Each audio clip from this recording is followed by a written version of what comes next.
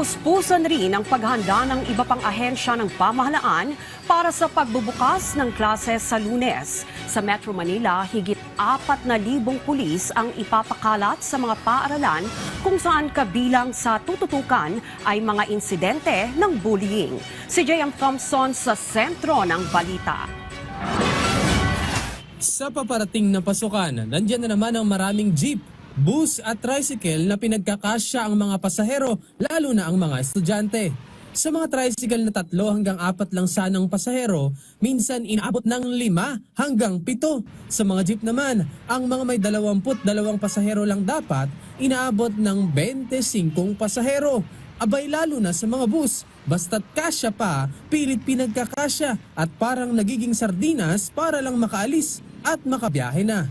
Si Rhea Santiago na may 3 pamangkin na magbabalik eskwela, isa sa kanyang inaalala ang kaligtasan ng mga ito sa tuwing sila ay magko-commute. Siyempre may worry sa akin kasi nagko-commute sila.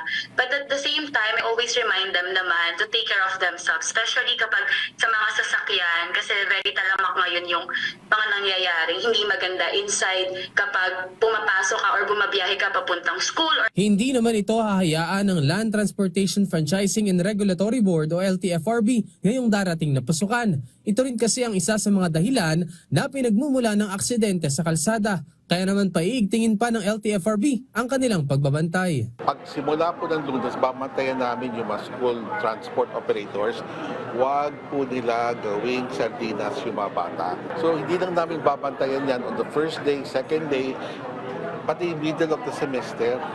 Ayaw sana namin makita na nagagawang sardinas yung mga bata. In that case, siguro mas mapapanatag yung loob ko kasi hindi na malalas yung worry ko sa mga pamangkin ko knowing na malalas na din yung mga sasakay ng mga transportation doon sa panukala ng LTFRB.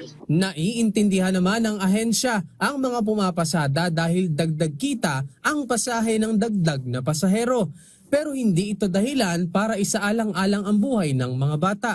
Dahil dito, inihahanda ng ahensya ang tulong para sa mga school transport operators na mabigyan ng subsidiya. We will call a meeting with the major school transport operators sa mga major universities, kasama na dyan yung PUP, gano'n, no?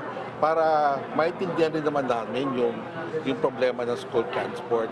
And if necessary, we will make the necessary recommendation para isama rin sila dun sa 10 pesos per liter na discount na binibigay sa jeepney at saka vans. Samantala, sisiguraduhin din ng PNP ang seguridad ng inaasahang mahigit 2 milyong mga estudyante na magbabalik eskwela ngayong June 8. Magde-deploy ng higit 4,000 mga pulis sa iba't ibang paaralan sa Metro Manila. Magbabantay ang kapulisan para maiwasan ang nakawan, aksidente at bullying sa mga paaralan.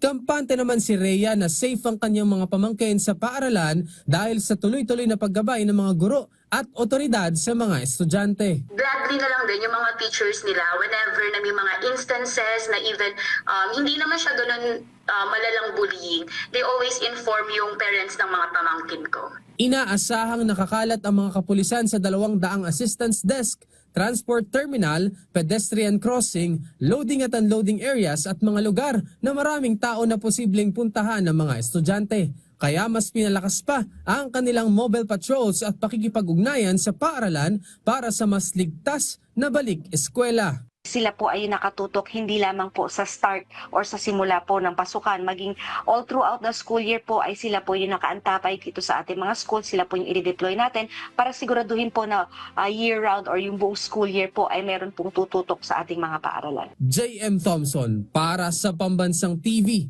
sa Bagong Pilipinas.